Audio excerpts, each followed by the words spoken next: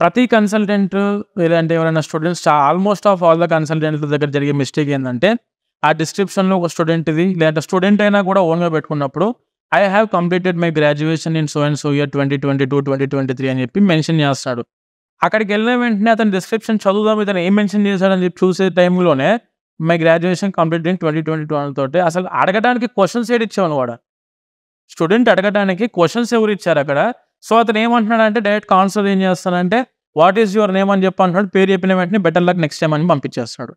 మెయిన్గా ఆ DS-160 form fill చేసేటప్పుడు మన స్టూడెంట్ యొక్క ప్రొఫైల్ అతని యొక్క బయోడేటాని మనం ఏ విధంగా ఎలివేట్ చేయగలుగుతున్నాము, ఏ విధంగా ఎక్స్ప్లెయిన్ చేయగలుగుతున్నాము, ఏ విధంగా కౌన్సిలర్కి అర్థమయ్యే విధంగా చెప్పగలుగుతాం. That is only in DS-160 form. ఇప్పుడు మా దగ్గర ఆల్మోస్ట్ ఆఫ్ అబౌట్ USA 70% పైన సక్సెస్ రేట్ నడుస్తుంది. ఎందుకనంటే మా దగ్గర ఉన్న team we will be mainly concentrating on DS-160. ఎందుకంటే కౌన్సిలర్ దగ్గర ఎటువంటి ఫిజికల్ ప్రూఫ్ ఉండదు, డాక్యుమెంట్స్ ఏమి ఉండవు. మనం ఏం ఎంట్రీ చేస్తామో అవే వాళ్ళ డిస్ప్లే అవుతుంది. ఆ డిస్ప్లే నుంచి అతను క్వశ్చన్స్ అడుగుతాడు. ఒక పాయింట్ నుంచే వాళ్ళ క్వశ్చన్ అంతే కదా మేడం.